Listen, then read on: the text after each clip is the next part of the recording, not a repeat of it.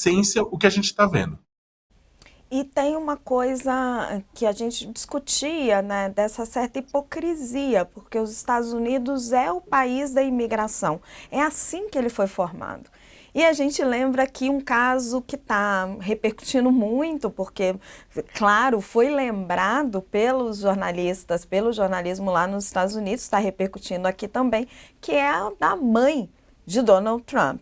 A mãe de Donald Trump foi uma imigrante que saiu da Escócia em 1930 com 18 anos para morar em Nova York. Mary Ann McLeod entrou de forma legal no país. Segundo os documentos, ela embarcou no porto de Glasgow em 2 de maio de 1930 e desembarcou nos Estados Unidos 9 dias depois com um visto de imigrante para obter residência permanente.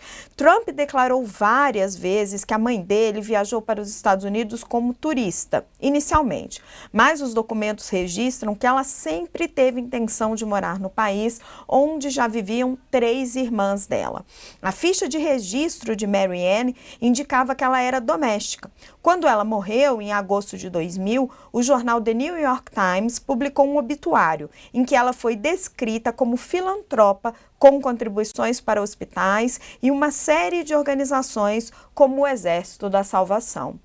Professor Cláudio Couto, esse é um fenômeno que está acontecendo muito nos Estados Unidos e que não é incomum, que são os imigrantes que entraram, legalizaram a sua situação e que agora são contra outros imigrantes que estão chegando no país e que colocam nesses imigrantes, e sim, tem problemas com imigrantes nos Estados Unidos, né? Com às vezes criminalidade, com alguns casos específicos. Mas existe uma onda, e a gente vê isso refletido no voto latino dentro dos Estados Unidos, às vezes no voto negro, de imigrantes que entraram no país, regularizaram a situação e são contra a continuidade dessa imigração. E está aí, ó, a mãe de Donald Trump.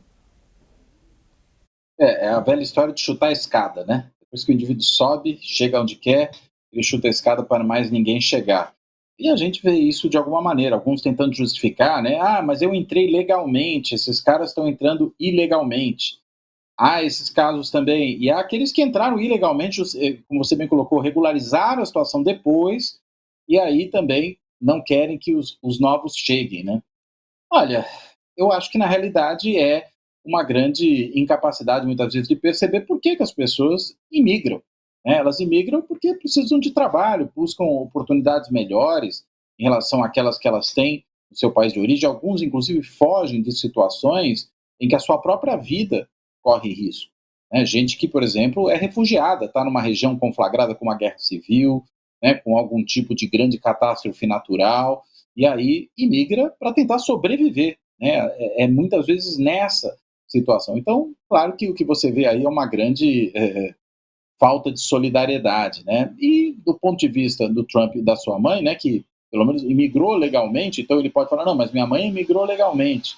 Né? Sim, no momento que os próprios Estados Unidos eram muito mais receptivos à recepção de imigrantes do que são hoje. Né? Então era um outro contexto também. Agora, ele nasceu ali filho de uma imigrante. Se for adotar a teoria do ius soli, que ele agora defende, ou melhor dizendo, do ius sanguinis, né? Ou seja, não a do ius soli, abolindo a ideia de que o direito de solo prevalece, ele próprio não poderia ter sido presidente dos Estados Unidos, né? Porque ele não seria considerado americano. Afinal de contas, filho de uma imigrante, legal ou ilegal que seja. Então é uma imensa contradição e, na realidade, mostra como esses sentimentos xenófobos, eles se fundam, antes de mais nada, na nossa irracionalidade, né, nos afetos mais negativos que nós temos. Eles não se seguram na razão.